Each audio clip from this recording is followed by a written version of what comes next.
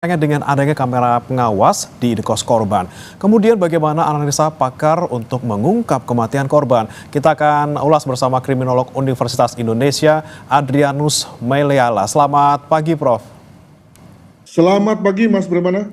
Ya, Prof. Adrianus, ini sepertinya kasusnya cukup membuat banyak pertanyaan dari publik gitu ya. Di satu sisi, kelihatannya seperti tidak wajar karena ada lakban yang menutupi kepala korban, tapi di sisi lain bukti-bukti yang kita peroleh saat ini sepertinya kok susah kalau kita anggap sebagai pembunuhan. Kalau menurut Anda, Prof. Adrianus, dengan bukti-bukti sementara yang kita dapatkan ini, mengarahnya kemana? Ya, saya juga melihat bahwa sekarang ini analisanya sudah liar ya. Bahkan kemudian sudah mulai mengait-kaitkan dengan tugas yang bersangkutan di Kemlu, lalu kemudian bahwa yang bersangkutan itu pernah melindungi apa sehingga lalu ada pembalasan gitu ya. Jadi sudah liar.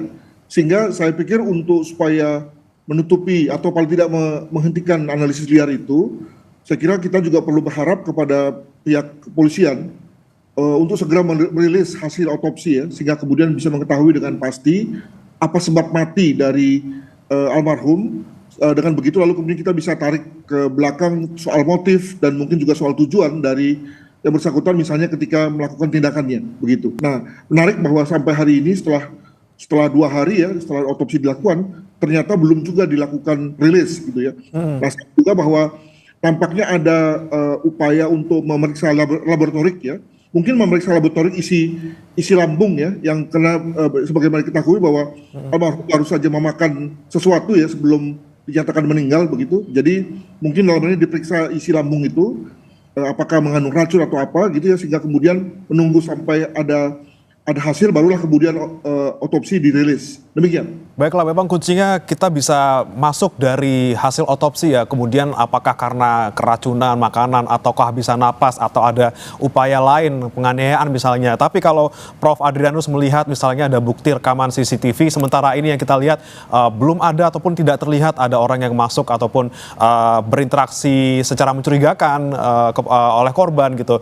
Anda melihatnya seperti apa? Apalagi misalnya tidak ada luka penganiayaan di tubuh korban. Apakah mungkin ini lebih mengarahnya ke bunuh diri, Prof. Adrianus? Saya kira begitu ya, karena saya kira juga dalam rangka untuk membuat tenang keluarga ya, maka skenario pembunuhan itu saya kira lebih membuat lalu keluarga tenang gitu. Tapi kan ternyata tidak ada ya, tidak terlihat bahwa ada break-in ya, ada orang masuk, ada orang keluar.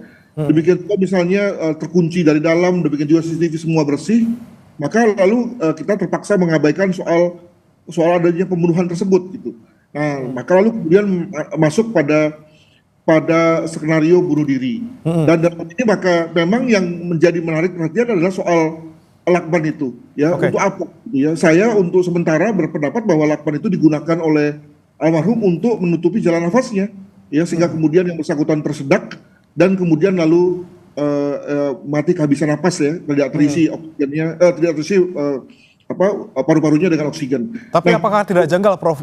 Adrianus, ketika ada orang yang memilih jalan, ketika misalnya ini memang bunuh diri gitu ya, kemudian memilih jalan dengan jalan yang tidak seperti biasanya gitu, ataupun sangat aneh gitu. Karena biasanya orang-orang kalau bunuh diri dengan cara-cara lain, bukan dengan cara lilitan lakban di kepala. Anda melihatnya seperti apa, Prof? Janggal, apalagi ketika upaya menutupi jalan napas itu kemudian dilakukan itu saja, artinya tidak ada bantuan hal yang lain. Nah, saya menduga bahwa dibantu dengan obat-obatan sehingga misalnya obat yang bersangkutan tertidur dan ketika tertidur lalu kemudian jalan nafasnya berhenti dan terjadilah yang bersangkutan kemudian berhenti nafas ya dan meninggal gitu. Nah, dengan kata lain kalau misalnya tanpa ada obat tidur rasanya menjadi hal yang menyiksa sekali. Asfiksia itu kemudian dicapai gitu. Oke, tapi Prof, misalnya nih, kita kan tidak bisa menutup satu kemungkinan gitu ya, mungkin ada juga potensi ataupun peluang ini ternyata adalah kasus pembunuhan seperti itu. Kemudian apa yang perlu polisi perhatikan ataupun yang menjadi fokus polisi sekarang untuk mengungkap antara pembunuhan atau bunuh diri ini, mungkin selain dari otopsi gitu, Prof?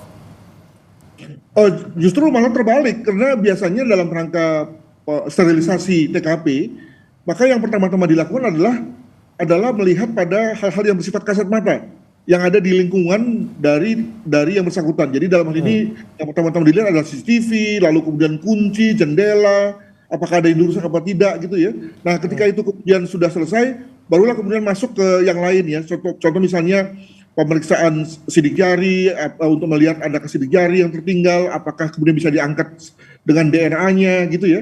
Demikian juga misalnya apakah ada gelas pecah, adakah obat yang baru saja dikonsumsi ya, itu yang semua kemudian diambil oleh polisi untuk pemeriksaan lanjutan. Baru kemudian yang terakhir adalah soal pemeriksaan otopsi gitu ya. Nah, kesan saya lagi adalah bahwa pemeriksaan terhadap lingkungan itu sudah dilakukan. Mereka melihat CCTV, melihat kunci, jendela, semuanya oke. Barulah kemudian lalu saya juga menduga kuat bahwa sampah yang dibuang oleh korban pasti sudah diambil oleh polisi untuk diperiksa ya dalam rangka pemeriksaan laboratorium. Juga mungkin obat-obatan yang katanya ada di sekitar korban juga pasti sudah diambil oleh polisi dalam rangka pemeriksaan ya. Barulah kemudian dilakukan pemeriksaan otopsi orang mati gitu ya. Jadi dengan kata lain ada proses ya gitu. Sehingga kemudian lalu tidak ada lagi rasanya hal yang tersisa gitu. Oke, tapi Prof, kalau misalnya kita lihat dari sementara ini yang kita dapatkan gitu ya, apakah mungkin misalnya kita harus menggali keterangan-keterangan dari orang-orang sekitar? Kan polisi sudah memeriksa istri, kemudian rekan-rekan kerjanya, kemudian juga keluarga. Kemudian Anda melihatnya kemungkinan kalau misalnya terungkap gitu ya, ada alasan-alasan tertentu yang bisa membuat korban ini ternyata dibunuh gitu, misalnya karena terlibat memang di pekerjaannya ini sangat beresiko tinggi. Anda melihatnya seperti apa, Prof? Ya mungkin saja ya. Jadi dari berbagai keterangan tersebut lalu kemudian bisa dikerucutkan kurang lebih motifnya apa dan apa yang sebetulnya dilakukan oleh korban gitu ya. Tapi mungkin akan lebih efektif sih dan lebih efisien kalau kita melakukan hal yang sebaliknya. Jadi dengan melihat dulu dari hasil otopsi ya, barulah kemudian dilihat balik ya, dilihat kronologinya. Kenapa? Misalnya saja contoh misalnya nanti ketika yang hasil rilisnya adalah bahwa yang bersangkutan memang mati karena tersedak ya, karena tidak kehilangan jalan napasnya misalnya, dengan kata lain bunuh diri misalnya, maka lalu kemudian bisa ditanya kepada semua pihak, kurang lebih apa ya hal-hal yang menyebabkan yang bersangkutan bunuh diri misalnya begitu kan. Jadi jauh lebih efektif sih ketimbang dari luar ya, sebagaimana layaknya suatu investigasi kejahatan, maka memang sebaiknya berangkat dari TKP, bukan berangkat dari luar TKP lalu kemudian digatuk-gatukan ya, dicocokologi gitu ya. Tapi sebaliknya memang berangkat dari TKP lalu kemudian dikaitkan dengan situasi di luar. Demikian. Oke, jadi memang kuncinya adalah sebelum semuanya menjadi liar, kemudian ada misalnya kecurigaan ternyata ada orang-orang terdekat yang bisa mungkin punya akses masuk, kemudian ada juga misalnya kemungkinan ada konflik di pekerjaan. Kemudian yang harus dilakukan sekarang ya setelah sudah melihat tanda-tanda di lokasi, kemudian tanda-tanda dari jenazah korban ya langsung ke otopsinya ya, Prof. Jadi biar tidak semakin liar isu ini. Saya kira begitu. Dan disitulah selalu pentingnya scientific crime investigation ya, di mana kita tidak melihat dari fakta-fakta non ilmiah, tapi kita semua kembali pada fakta ilmiah yang mungkin saja bisa menjelaskan tentang misteri ini. Demikian.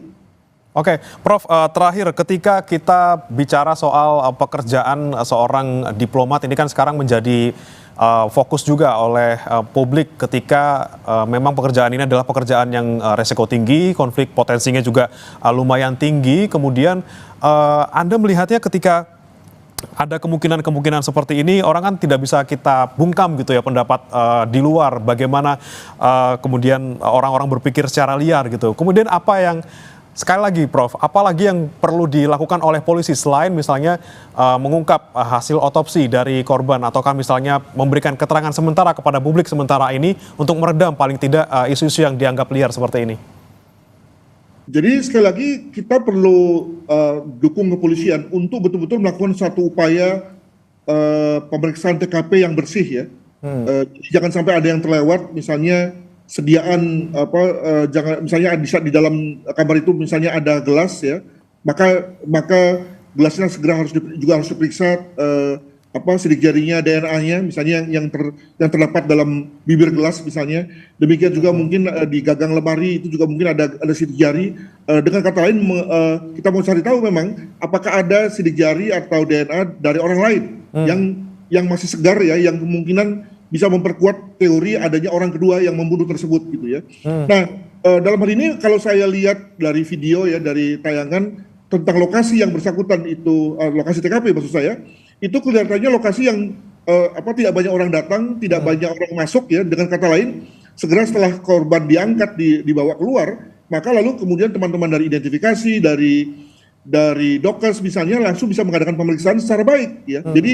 Jadi walaupun satu pihak saya mengatakan bahwa polisi harus lebih banyak memeriksa, tapi juga di pihak lain rasanya dengan lokasi sekecil itu dan kemudian tidak banyak gangguan dari orang luar ya, maka rasanya nggak mungkin ada hal yang luput dari kepolisian dalam rangka untuk menjamin jangan sampai ada yang tertinggal misalnya. Jadi mungkin sudah maksimal ya upaya dari kepolisian untuk konteks hal-hal yang bisa mengarahkan pada apa yang terjadi begitu. Sekali yang kita dorong adalah bagaimana kemudian hasil otopsi ini cepat untuk dirilis untuk paling tidak mempersempit dugaan-dugaan lain yang sekarang sedang beredar liar seperti itu. Terima kasih Prof. Adrianus Meliala sudah bergabung bersama kami di Sapa Indonesia Pagi. Selamat pagi Prof. Selamat pagi, terima kasih.